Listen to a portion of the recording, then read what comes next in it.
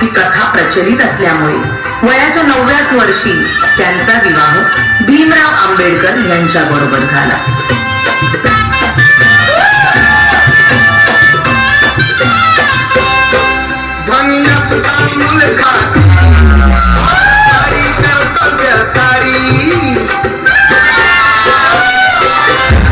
अगं, हे काय केलंस? एखाद्या वेळेस तू माझी काळजी घेतली नाहीस तरी चालेल, पण या पुस्तकांची काळजी तुला घेतलीच पाहिजे. मला माफ कर. जर तू शिकली असतीस तर तुला या पुस्तकांचं मोल कळलं असतं.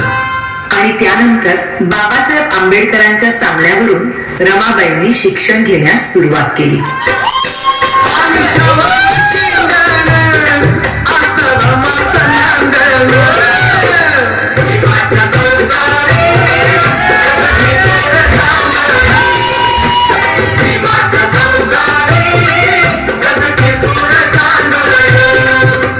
पुढच्या शिक्षणासाठी बाबासाहेब आंबेडकरांना परदेशी जावं लागलं. म्हणून रमाबाईंनी संपूर्ण घराची जबाबदारी स्वतःवर घेतली.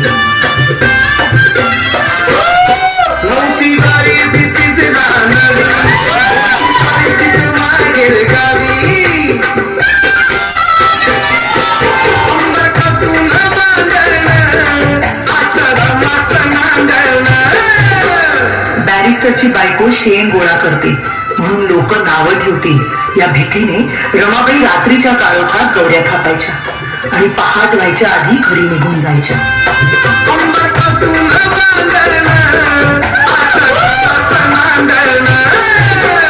पण मॅडम, रमाबाईंची रमाई केव्हा झाली? रमाबाईंच्या 5 मुलांपैकी 4 मुलांचा मृत्यू त्यांनी खूप जवळून पाहिला होता.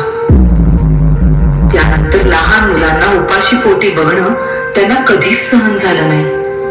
अशाच एका वेळी भुकेल्या मुलांची दशा पाहुनी बांगड्या सोन्याच्या रमाईने दिल्या काढून आणि त्या दिवसानंतर सगळी मुलं रमाबाईंना रमाई बोलू लागली.